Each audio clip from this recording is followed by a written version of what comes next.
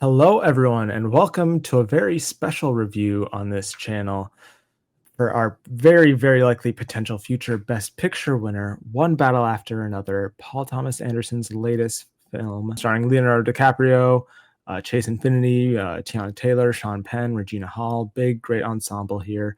I have no clue how Anthony feels about this film, so I'm interested to hear his thoughts. Let's head over there. What do you think about One Battle After Another, Anthony?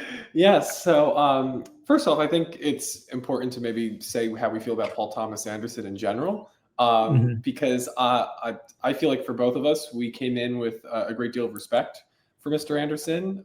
Yes, I'm I curious I what have a your lot of favorite. blind spots in his Okay. filmography, though. So he's like both the Andersons, him and Wes Anderson. I have a lot of blind spots, but what I have seen, I have enjoyed.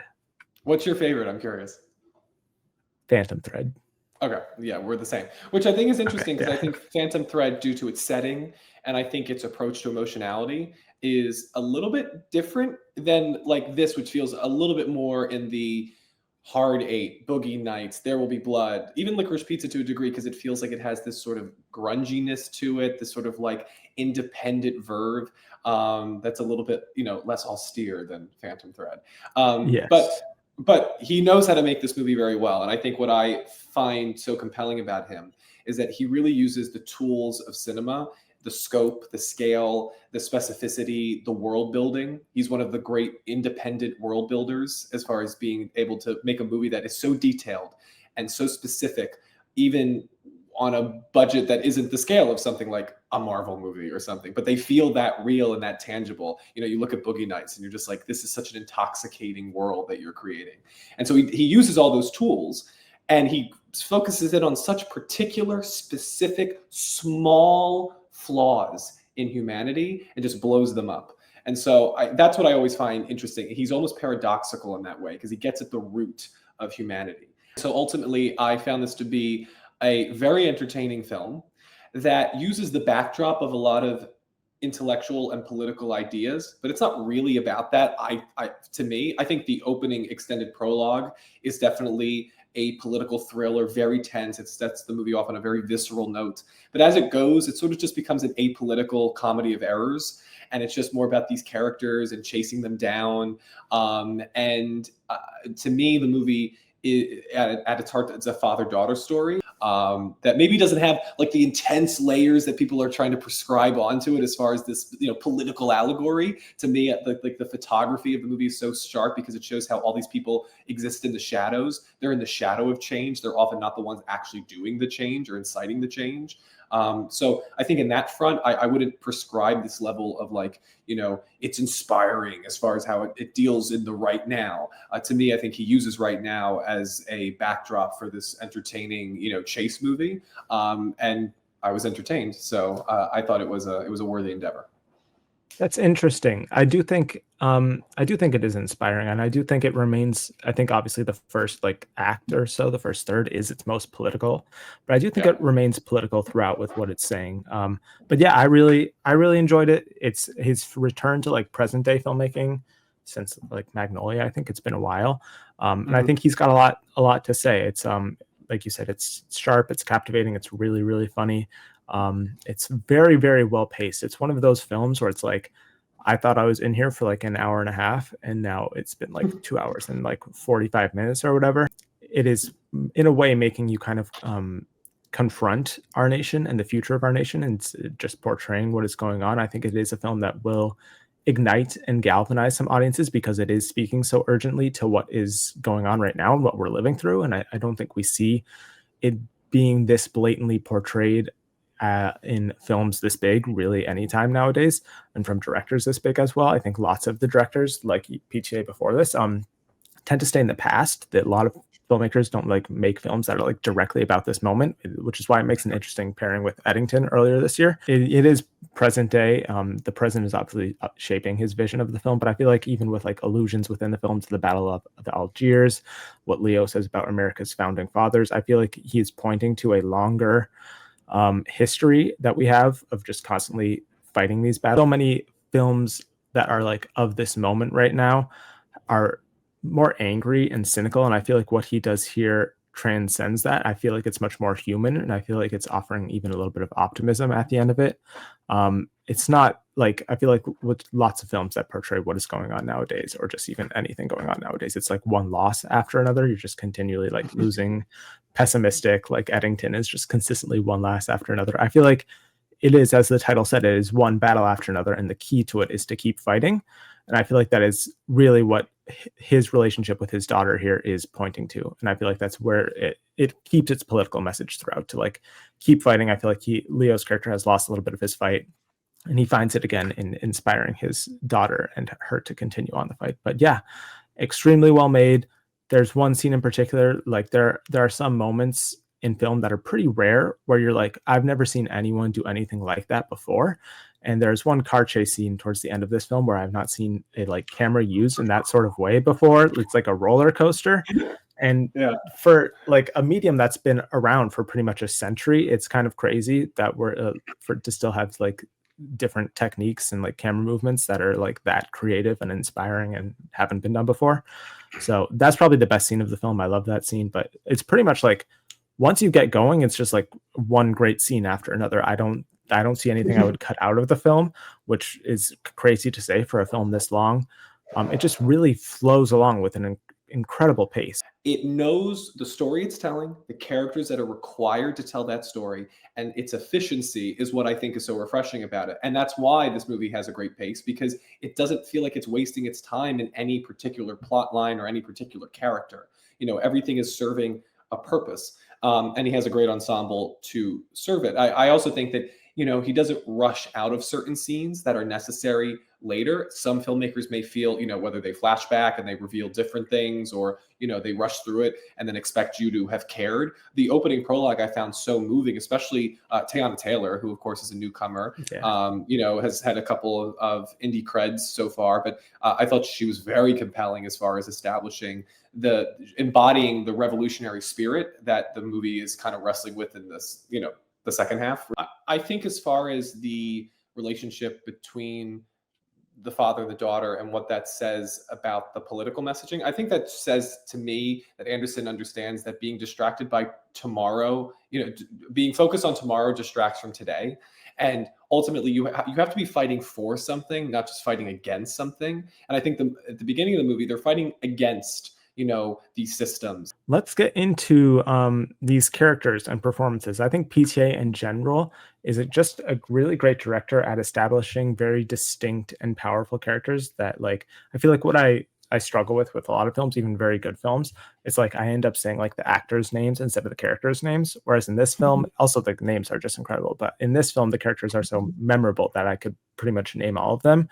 But I also really appreciate how he's a director who he shows as much love and attention to like his extras, or like people who are there for one scene. The smallest characters, like there's a nurse character, even like there's a character, I believe his name is Somerville. There, Jungle Blank, in case YouTube wants to have an issue with that name. So many just small roles, even like Sean Penn's like sergeant, like second guy who like does a lot of the interviewing. Oh. Well, no, the guy, we'll get to Lockjaw, but yeah, even just like these smaller creatures, like the guy who does the interviewing, who's apparently like an actual special agent in real life. Just even down, he shows all of his characters and actors like the same amount of love and attention. And I think that's why it's such a well cast and performed ensemble. DiCaprio, who I think this is some of his best like work ever. I'd say it's like his funniest performance. I'd say I really like him in this kind of mode. It's kind of similar to like the Once Upon a Time in Hollywood mode, where he's kind of a little bit. He's not as much in like, he's not going for like pure movie star or heartthrob. He's a little bit like schlubby. He's a little exasperated. He doesn't have all the stuff together. I really have been enjoying his recent performances where he's in that mode, and I think this is, I would say, some of his strongest work. If I were to make like a top 10 Leonardo DiCaprio performances, this would be in there. I really, really loved his performance here.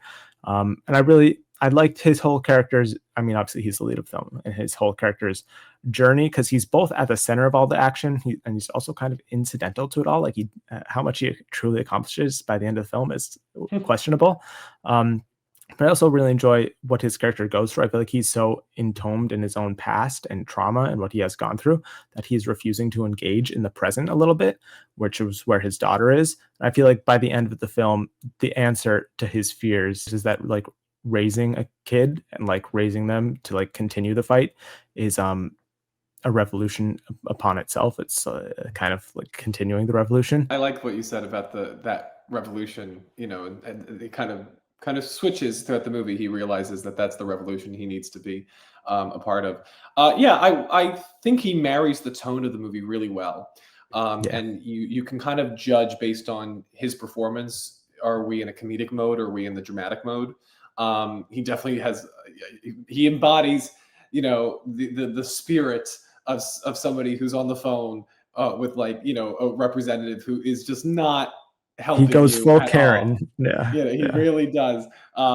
So yeah, I agree. It did remind me of his performance in Once Upon a Time in Hollywood, and I think, Yeah. you know, he he has a level of charisma that this is a character that really shouldn't be at the center of a story, but because it's Leonardo DiCaprio, you kind of just believe him and want to sit in the passenger seat of his car.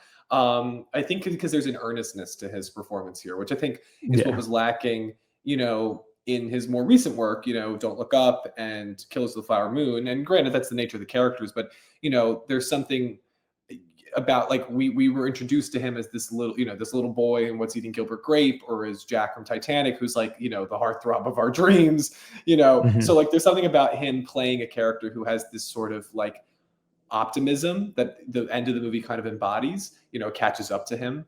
Yeah. That I do, you know, it just makes it compelling. You can see it, and I think a lot of people are seeing it as a very political movie, and I can see it as, you know, it seems a little bit more apolitical as far as it's just talking about the characters themselves. It's not really interested in the systems that I they're a think the part of by characters the time we get to the end. represent part of the systems. I feel like the characters and what they go through and their relationship Mhm. is a message within itself. I just think there's also something about him that, you know, there's clearly such great craft here, but he doesn't like try to bring attention to it.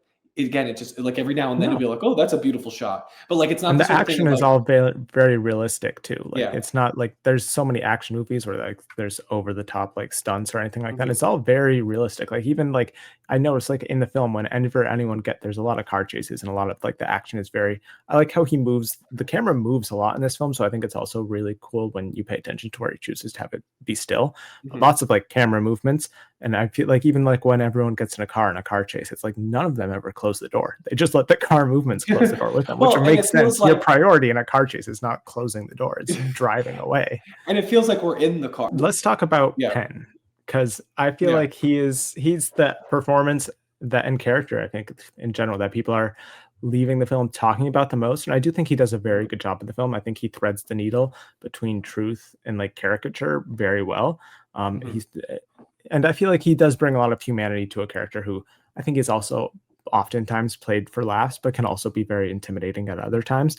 I just don't think I'm as high on it as others, just because there are some like almost like ticks or like character behaviors that Penn does that read to me while watching the movie as like actor making a choice rather than an actual person. Just like even just like I've seen like whether in like acting classes or like films in general, so many people when they're playing like an unhinged or weird character do like those like weird mouth movements that he does and I know actors are like always told make big choices but sometimes those choices read too much as choices rather than like being real and believable and just like the first time I saw him do that I'm like oh okay so you're like I don't know part of it just felt like sometimes like the reality was broken and I'm like oh that's Sean Penn making an acting choice rather than oh that's Colonel Stephen J Lockjaw. But I was very impressed with his presence because he's not like the most like, you know, he's not, you know, Ray Fiennes and Schindler's List. He's not, you know, Darth Vader, but he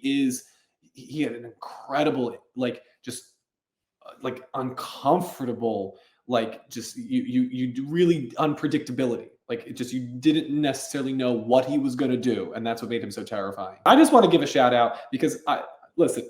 I rewatched Girls Trip the day I was going to go see this because I was in the mood because I was Oh, watching all okay. these interviews with her. I love Regina Hall. I'm so happy she's in this movie and she's called upon to do something completely different. I think she's another wonderful example of comedians proving themselves to have such layers as dramatic actors. I wanted more of her. I just think that she Yeah. is. she's just Yeah, phenomenal. she's great in this. She has a very subtle and smaller role, but like she tells like a whole story with her eyes and every scene. She's like Yeah. constantly looks like worried and concerned. And I feel like you can feel the weight of like everything these characters are going through and like this entire revolution just by looking at her face. So she's like crucial to the film, even though it's a smaller role. One supporting actress who I want to like call out is, people are already doing it. Tiana Taylor in this film as Perfidia is just incredible. It might be my favorite performance in the film. She just has such an electrifying and powerful like screen presence to her that carries. She's pretty much like the lead of the first like 30 minutes or so, and she carries that Mhm. like as a protagonist. And I think she's a much more complex character than people are giving credit for. It's a loud, strong, self-assured, and like bold character, but there are like multiple moments where I think her Taylor in her eyes, she conveys like a questioning and like a vulnerability that just really made her like much more dimensional than I think people are giving her credit for. The story, even though like I think it's well known, the story, she's not in like the entirety of the film, but the story keeps her top of mind the entire runtime of the film. Like I'm not going to spoil stuff, but like throughout, especially when it comes to Willa and her character, you feel Tiana Taylor's Perfidia, her presence throughout Mhm. the entire film, kind of like a Mahershala Ali in Moonlight. She kind of like I was going to she's say the there at the same thing. start Yeah. and she just who won an Oscar. We'll get to that in a second, but her presence sticks. It's so powerful and so Mhm. strong and so like demanding that it sticks there throughout Yeah. the entire film. But yeah, I think Chase Infinity does a nice job of like representing the same sort of force within the movie that Tayana does in the beginning, but a different variant, a different rhythm. Because I do Not think like quite as she feels bold. not quite as bold, but I think it just as impactful. And I Mhm. think Infinity, what is moving about her performance is her discovery of this world, and how she learns. It's you can almost see her develop her own beliefs as the movie goes on. Like at the beginning, she's like this mold of clay, and by the end of it, she's this strong Because sculpture. her entire And belief system is questioned throughout the entire film. Everything yeah, that she thought she knew is like put into mhm. question. So of course she's going to Well, have a major arc. The third act in particular, I feel like once I honestly on I'm never there's a little bit period of the film where I feel like Leo's like the lead, but I feel like the first little bit it's Tiana Taylor, then it's Leo for a little bit, but then the second like big chunk, I feel like the true hero of the film, in a way, the true like driving force who's like bringing about change is Chase Infinity's character more than it is Leonardo DiCaprio's Bob. mhm. But yeah, I- incredible performance yeah. to like be on the same level in scenes across Mhm. DiCaprio and Sean Penn giving some of their best work. So incredible Yeah. debut. Leo almost seems like the just the surrogate for us, but that like he's not really the main character, like kind of like Mad Max in Fury Road, and that it's really Charlize Theron's Furiosa's story, but Mad Max is the main character. That's kind of how it feels to me. Yeah, he is Um, definitely like when he's frustrated, we're frustrated with him. When he's concerned for Willow, we're also concerned with him. He's definitely a mhm. great surrogate for the audience, but I don't think I he wouldn't say brings it's his out. story, is what No, I'm saying. no, Yeah, he doesn't bring about much change in the entire story. He's kind of just bumbling his way through it. I feel like you yeah. take him if you take Leo's character out of the film, I'm not completely sure how much changes once you get to a certain point in the story. Benicio del Toro, who I think is Yeah. just like an incredible presence, like in like the second act of the film. I feel like he's a great like balance to Leo's character, who's like very hectic and Mhm. like going through a lot. I feel like he just keeps this like chill, calm demeanor. Some of the funniest line deliveries, whether it's like 8:15 or let's do a selfie, he is just a secret scene stealer throughout his chunk of the film. So, but yeah, Well, great ensemble overall. I like too with him is that he's a character who clearly had a life before the movie starts and clearly has a life after, and he maybe has a life that's more important than the movie itself, like the plot of the movie, which is very rare to Oh yeah, characterize a character like that. But I think it only makes the movie better. I do think this is the top dog for Best Picture. Honestly, I mean, even though the box office, day of recording, we're recording it Sunday, it's making I think like 22 million domestically, a little under 50 million worldwide. It's not great. It's not terrible. We'll have to see how the legs continue because it did have a great cinema score audience, that score from the audience, and that does indicate sometimes good legs. Uh, but I feel like I don't know. The box office is really the only negative thing here. I mean, we talked about it in our last prediction video. But it's We not an don't need to go on. embarrassment. I don't think it. It opened No, at and number that one. The main So thing is looking at the headlines from the trades, no one is portraying it as a huge embarrassment. And I feel like that yeah, is crucial. If like the headlines were like Leo's next movie or newest movie set to lose like $150 million or whatever, that would definitely stick yeah, around it's longer. But the trades are being nice to it. So yeah. I'm not seeing the sort of headlines that even kills the Flower Moon God, let alone the Fableman. So I think we're okay. You know, yeah, people are rooting for it, so they're being nice to it. So I feel like yeah. combine like the political relevance, which I think this has more than like any other recent film. I know people were a little upset in our last predictions video that I said I think both of us agreed that this will probably, and now that we've seen it, have more of a overt, timely political message than Sinners does, which I stand by. I do think this has a more overt, clear, political, timely message than Sinners does have. Sinners has a message. That is not what we said in the video. We just said that this was going to have a stronger message. And I do think Well, out of any of the films in contention, this does have the strongest, most current political narrative to it. yeah. I mean, I think it's listen. All art is political. You know, the Yeah. Cat in the Hat is political. You know, it's like that's just what art is. Yes. Um, but I think when you're looking at why people are going to want to support one movie or another by supporting it, by voting for it, I don't think people are voting for Sinners because of the political message it sends. You know, in the way that they voted for Moonlight, clearly because it was sending a certain message to the industry and to the world as far as what cinema can look like and what the Academy can bring in. You know, that's the thing about this picture in particular is that it's expanding the barriers of what the great pursuits of cinema can be, so that the next 10 movies can follow it. You know, the next 10 Everything Everywheres can get made because Everything Everywhere won. You know, so I just think that people who are voting for Sinners, I don't think are voting for it because it's sending a certain political message. I mean, I think even Black Panther probably, as far as Coogler's filmography, like Fruitvale Station, like those were movies that I think were more politically minded as far as why people They wanted go to for it support it. because they Sinners had a is an good time entertaining, watching it. Yeah. yeah, it's an entertaining, you know, with not without substance by any means, but I think One Battle After Another, even though I find it to be more apolitical than most people, and when I mean apolitical, I'm not saying that it tries to like have it both ways, like between the left and the right. I just think it's not that interested. Like ultimately, it's more character driven than like ideology driven. But even then, I think what because the backdrop of what it's talking about and because of the conversations it's starting, the Mm-hmm. conversations one battle after another is starting, even ours here, is more politically minded than Sinners ever was. Personally, I Mm-hmm. think Sinners. Than any film of this year, even more so than Eddington. I feel like this is like deep, like Well, people bringing saw about. this movie. Yes, Unfortunately, people didn't that's see a Eddington, big though you factor. But should. I do think it's igniting the most timely like political discussion than any other Yeah. film will this year. I Well, feel like this year is going to be.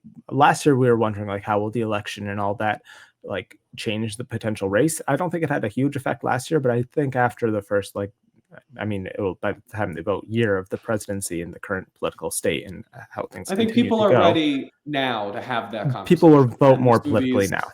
is ready for it. But I also don't Directly. think I don't think politically it's the only reason. I think it's really we're catching up to Paul Thomas Anderson. Finally, Oh he's going to yeah, win an Oscar. It there's has multiple factors. Yeah. the scope of it. I think like Oppenheimer, it presents this sort of like studio picture with the bells and whistles that people like to see. It's character driven. It's I'm curious to see the international contingent of voters if they respond to it or they're going to put their support behind a different film. But yeah, I think it's going to do very well. It is early. It could peak. Let's see. Yeah, I personally right now I don't know win wise yet, but I am pretty confident it's probably going to get 13 nominations. So we can clock this video in 13. January. I do. I can Well, run. can you I can name them run down? I through. agree with most of them. I feel like well, let's just run through them. Picture, yes, but probably likely our front runner. Director, yes, once again probably. Even if it loses picture, I think it will still win director. I Honestly, it agree. It feels could be the power of like the you dog. like that. Yeah, like for sure. Even though I think it will win, that won't be Yeah. its only win, like it Mhm. was for Power of the Dog. Actor, Mhm. I think it's win competitive there. I switched Leo to my number one. Honestly, his only Really? competition is Timmy. If Marty Supreme Hmm. delivers, then maybe. But I feel like people, especially with him campaigning, you look at the What's his four. scene? Let me just ask you. I think like multiple of the phone scenes, or like even just when he gets like emotional talking about his daughter, even though it's played for comedic bits, even at like the parent teacher conference when he's reacting to how his daughter is Yeah. doing. I think that's a great clip. There's nothing like Sports. directly like that screams Oscar clip, but I Mhm. don't like there was in Once Upon a Time in Hollywood. But I do think it's just extremely strong work from him, and he's Yeah. campaigning more this year. And if it's winning Best Picture, you look at 4 of the last 5 Best Picture winners. They also gave their lead actor a win. The only exception being Coda, and then before that Parasite. But every other film gave their lead actor a win. So it's if it's this or I mean this and Hamnet are your number two, 1 and 2 Wait, for say that picture. again. 4 of the last 5 Best Picture winners gave their Oh, lead actor an Oscar. and your actor being the gender neutral term. I was like, I don't Yes. remember No. Honora Most winning of them Best have been Actor. women. Most of them have been women. I think all of them. I think all of them have been women actually. So there you go. And even Coda But was led by yeah, a but female actress. I just think it's I'm not betting against him, of course, but I think it's a little bit more comedic than they tend to go for in Best Actor. But I mean, it's Yeah. Leo, and it's been a while since he won for The Revenant. It's been a decade. Oh my god. Yeah, it has been. Yeah, So that okay, is so crazy. picture, director, actor. I think supporting actress is in play for Teyana Taylor. I think That's supporting who you think actor. they would go for, because there are people being like, "Oh, it's going to be Chase Infinity," but I think Tiana Taylor is the play for supporting actress. Yeah, I think to me, I think she represents. She makes a big impression early. I think it's the Mahershala Ali argument. Yeah, I think, like Moonlight. yeah, Do you think she it was in can my win head. like Mahershala? I have to see the competition. I think it's too early. I think, especially Yeah, because she'll be going up against lead contenders. I mean, she's going. I mean, Ariana Grande is the lead of that movie, maybe even that's the more than Cynthia competition. Erivo. And We'll get so, to it in well, our next prediction video, but I might have to concede on certain categories and certain nominations and wins. But okay, we'll save are that. you We'll save it. conceding? What? Hold We'll on. save it. We'll save it for our next acting prediction video. But I might be conceding on some points I have made pretty much the entire award season so far. So stay Okay. tuned for that.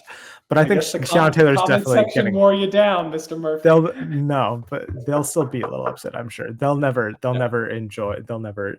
The Wicked fans will never enjoy what I have to say. But I do think Well, Tiana Taylor will. Do you think it could yeah, be a double nomination case, like Tiana and Chase? I think that's plausible. We just yeah. have to see how Again, strong the competition and this film is in general. yeah. But I think But those are both plausible. And so both Sean Penn plausible. is But like I'm gonna predict only one. Sean for Penn now, for yeah. sure. Do you think he can win? Cinematography. Yeah, I think he could. I think I think and he that would be his could, but I third. don't think he will. That's the That thing. It could be would be his his third. third, and I don't know.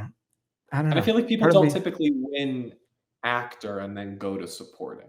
especially Right. their third. Like if Yeah. when you're winning your third at that point, you're usually. I mean, I think that it also points to like if you're winning multiple leading acting Oscars, you probably aren't taking a lot of supporting roles.